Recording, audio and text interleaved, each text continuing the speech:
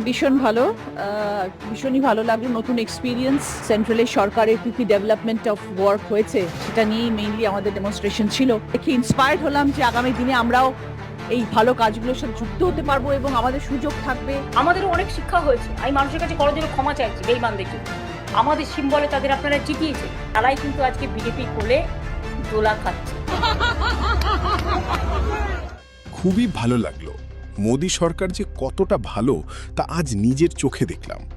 আমি আশা রাখছি মোদিজি অবশ্যই মমতা ব্যানার্জির বিচার করবেন, বিশেষ করে তার ভাইপো অভিষেকের। তারা যে আমাদেরকে গাদ্দার বেঈমান বলেছেন, কিন্তু কে যে গাদ্দার এবং বেঈমান তা সময় বলে দিবে।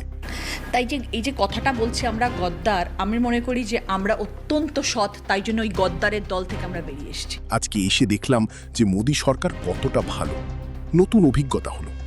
আশা করছি সামনে নিজের এলাকার জন্য ভালো কিছু করতে পারব, এবং সেই সাথে এও আশা করি যে মোদী সরকার মমতা ব্যানার্জির সঠিক বিচার করবেন। এনডিএর বৈঠক থেকে বেরিয়ে এভাবে কথা বললেন রচনা ব্যানার্জি।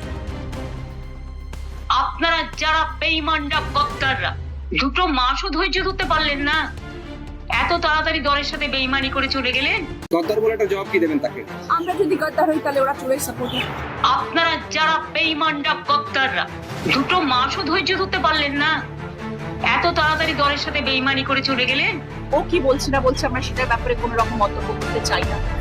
আমরা যদি গদ্দার হই তাহলে ওরা চোরের সাপোর্টার। আমরা যদি গদ্দার হই তাহলে মমতা ব্যানার্জি চোরের সাপোর্টার। মমতা ব্যানার্জির দলের নেতারা গরু চোর, গম চোর, ভাতা চোর, ফ্ল্যাট চোর। আর আমি চোরদের দল থেকে বের হয়ে ভালো দলে এসেছি। আমরা প্রেসকে নিয়ে বা ইন্টারভিউ দিয়েই আমরা সবসময় যে মিডিয়া কাভারেজের মধ্যে থেকে নাম কামাতে চাই, সেটা আমরা কখনো করতে চাই না। আমাদেরকে যদি কেউ এখন গাদ্দার বলে, আমিও তাদেরকে বলতে চাই তারা চোরেদের সাপোর্টার। এভাবে মমতা ব্যানার্জিকে এক হাত নিলেন রচনা ব্যানার্জি। তৃণমূলের দল থেকে সর্বপ্রথম পাল্টি মেরে এই বিজেপিতে নাম লেখান রচনা ব্যানার্জি। তাঁর চলে যাওয়াতে লাইভে এসে মমতা ব্যানার্জি রীতিমতো ধুই দিয়েছিলেন রচনাকে। আপনারা যারা বেইমানরা গদ্দাররা, দুটো মাসও ধৈর্য ধরতে পারলেন না। আমরা গদ্দার, আমি মনে করি যে আমরা অত্যন্ত সৎ, তাই জন্য ওই গদ্দারের দল থেকে আমরা বেরিয়ে এসেছি। বলেছিলেন 2টা মাসও থামতে পারলেন না, এত তাড়াতাড়ি পাল্টি মারলেন। আপনারা তো বেঈমান, গাদ্দার। তাঁরই জবাব দিলেন রচনা ব্যানার্জি। আমার তার জন্য কিছু বলার নেই, ভালো বুঝেছে হাত মিলিয়েছে, তাদের লাগেজ ব্যাগেজ থাকতে পারে, কিন্তু আমি তো হাত মেলাবো না। আপনারা একজন কোথায় গেলেন কি না গেলেন, I don't care, I ignore all of you. কারণ আমি নেতা চাই না, আমি কর্মী চাই। আমি সাধারণ মানুষের ভালোবাসা থেকে যেন বঞ্চিত না হই। আমার কারো বিরুদ্ধে কোনো ক্ষোভ বা কোনো দুঃখ নেই।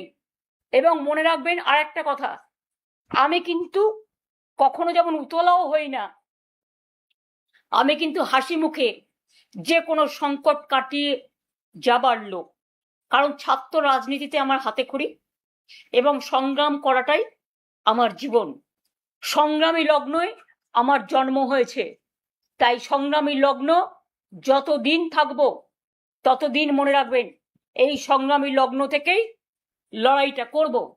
কেউ কেউ আবার আমার মৃত্যুও কামনা করছেন, শুনেছি ফোন করে করে বলছেন কদিন আর বাঁচবে। আরে আমি এখনো অনেক দিন বেঁচে আছি,